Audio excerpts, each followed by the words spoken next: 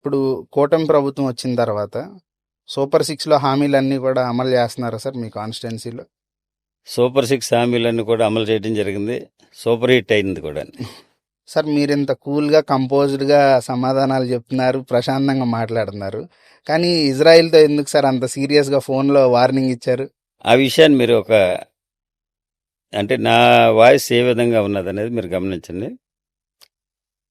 MLC Israel గారు పవన్ కళ్యాణ్ గారి గురించి ఏ విధంగా వ్యాఖ్యానించాడంటే, ఇంకా 15 సంవత్సరాలు పాలేరుతనం చేస్తారంట అని చెప్పడం జరిగింది. దాన్ని విన్న తర్వాత నాకు మనసు బాధ కలిగి నేను డైరెక్ట్గా ఆయనకు ఫోన్ చేసి అడగటం జరిగింది. బ్రదర్ బాగున్నారా అని అడిగి, పవన్ కళ్యాణ్ గారి గురించి మీరు మాట్లాడిన మాట కరెక్ట్ కాదు. యాజ్ ఇట్ ఈజ్గా అప్పుడు ఏమన్నాను, ఇప్పుడు అదే చెప్తున్నా. పవన్ కళ్యాణ్ గారి గురించి మీరు మాట్లాడిన మాట కరెక్ట్ కాదు. ఎందుకనంటే ఆయన్ని పాలేరుతనం చేయటం అనే వాయిస్ మీది తప్పది.